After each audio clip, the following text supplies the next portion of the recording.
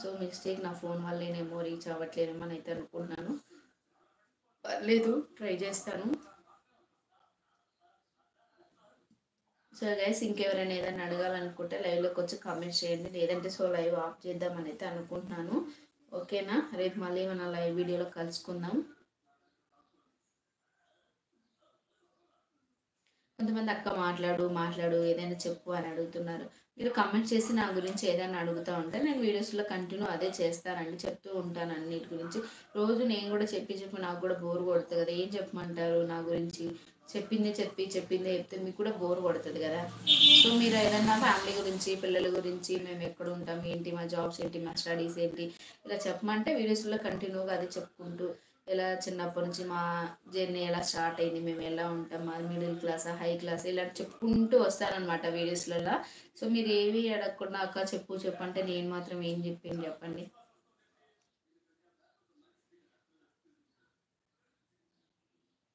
Middle class అండి మాది కూడా, మా ఫ్యామిలీ వాళ్ళది అయితే మిడిల్ క్లాసే. అంటే ఏంటి, ఎలా అంటే మరీ లో కాదు, మరీ హై కాదు, మీడియం ఫ్యామిలీ అంటే మీకు తెలిసే ఉంటుంది. అన్నిటికీ అడ్జస్ట్ ప్రతిదానికి అడ్జస్ట్ అవుతూనే రావాలి ప్రతిదానికి. సో ఈరోజు ఏదో ఒక వస్తువు కొనాలంటే అది ఈరోజు ప్లాన్ వేసుకుంటే ఎప్పుడో 1 year తర్వాత ప్లాన్ ఓకే అవుతుంది అనమాట. అలాంటి ఫ్యామిలీస్. ఎందుకు ఏంటంటే మా తాతగారు వాళ్ళు, మా నాన్న వాళ్ళ నాన్న ఒకప్పుడు ఊళ్ళో సర్పంచ్, అంటే పెద్ద ఫ్యామిలీ మాది. సో బై మిస్టేక్ అంతా కుప్పకూలిపోయింది, జీరోలోకి వచ్చేసారు ఫైనల్గా. ఆ జీరో నుంచి కోలుకోవడానికి 50% కోలుకోవడానికి చాలా టైం పట్టింది మా డాడీకి. పర్లేదు, డాడీ కూడా అన్నా, నేను నాన్న అంటాను. సో అంత మంచి పర్ఫెక్ట్, మేము పెళ్ళిళ్ళు చేసుకొని పిల్లలు అయ్యారు, మా అన్నయ్యకి కూడా మ్యారేజ్ అయింది. So settle, happy. ఇప్పుడు అంతా అనుకునే టైంలో పెద్ద మా లైఫ్లోకి చాలా బిగ్గెస్ట్ లోన్లీగా మా అమ్మగారు బై మిస్టేక్ ఎక్స్పైర్డ్ అయిపోయారు 5 years బ్యాక్. సో తనంటే మా లైఫ్ ఇంకోలా ఉండేది, మేము ఇప్పుడు ఇంకోలా ఉండేవాళ్ళం. సో దేవుడు చూడలేదు అనుకుంటా, మమ్మల్ని హ్యాపీగా చూడడం అతనికి ఇష్టం లేదనుకుంటున్నాను. ఇంకే Naveen Kumar, hi aunty. Hello uncle, ఎలా ఉన్నావు, బాగున్నావా? ఎవరైనా ఆనందంగా ఉంటారు, దేవుడు చూడలేడేమో. కాకపోతే మా ఆనందం అక్కడి వరకే ఉన్నదేమో, లేదంటే మా మమ్మీ మా దగ్గర అక్కడి వరకు ఉండాలని రాశాడేమో ముందే, అందుకే మా మమ్మీని తీసుకెళ్ళిపోయాడు. మా వదిన మా ఇంట్లోకి వచ్చి 1 month అయిందండి, 1 monthలోనే మా మమ్మీని తీసుకెళ్ళాడు. సో మమ్మీ తర్వాత వదినని చెల్లింది మమ్మీ మాకు. I'm so proud of you. So thank you వదిన, నువ్వు మా ఇంట్లోకి వచ్చినందుకు థ్యాంక్ యూ సో మచ్. కాకపోతే కొన్ని ఆనందాలను నీకు మిస్ చేస్తున్నాం. ఏదో ఒక రోజు నీ ఆనందం తిరిగి వస్తుంది. నేను ఆ దేవుణ్ణి కోరుకునేది అదొక్కటే. వీడియో చూస్తుంటే నా బాధ, నా లోన్లీనెస్ నీకు అర్థమవుతుంది అనుకుంటున్నాను.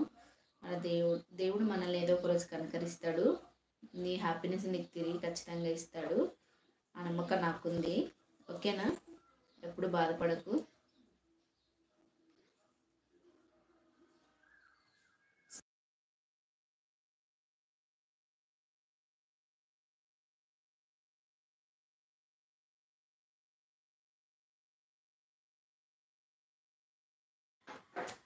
హాయ్ నవీన్ కుమార్, ఎలా ఉన్నావు, బాగున్నావా? నువ్వు ఆంటీ అంటే నేను అంకుల్ అన్నాను ఫన్నీగా, ఏమీ అనుకోవద్దు. ఓకేనా, ఎలా ఉన్నావు, బాగున్నావా? మధ్యాహ్నం లంచ్ అయిందా లేదా? మా ఫ్యామిలీ గురించి చెప్తూ అలానే వెళ్ళిపోతున్నానండి. సో తర్వాత మాట్లాడుకుందాం, నెక్స్ట్ వీడియోలో ఇంకా చాలా ఉంది ఫ్యామిలీ గురించి చెప్పుకోవడానికి. సో వాళ్ళతో పాటు మీరు కూడా నా ఫ్యామిలీయే కదా, మీతో కూడా కొన్ని విషయాలు షేర్ చేసుకుంటాను. మీరు కూడా నా బాగోగులు అడిగితే నేను కూడా మీ బాగోగులు అడుగుతాను. సో మీ గురించి కూడా నేను కూడా తెలుసుకోవాలి కదా. సో అందుకే అడుగుతారనమాట, తిన్నారా, ఎలా ఉన్నారు, ఏంటని చెప్పేసి. సో పదే అదే అడుగుతున్నాను, ఎవరే ఏమనుకోద్దు. కొంతమంది హాయ్ అండి తిన్నారా అని అడుగుతుంటారు, అప్పుడు నేను వాళ్ళు తిన్నాను ఖచ్చితంగా అడగాలి కదండి, అది నా మర్యాద. మీరు నాకు మర్యాద ఇచ్చి అడిగినప్పుడు నేను కూడా ఇవ్వాలి కదా. సో అందుకే అడుగుతానమాట, ఏమీ అనుకోకండి. ఓకేనా ఫ్రెండ్స్?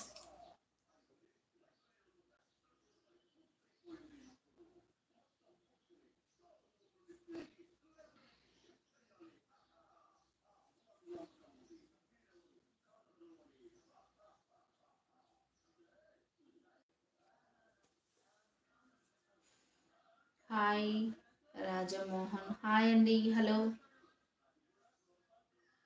ఎలా ఉన్నారు, బాగున్నారా?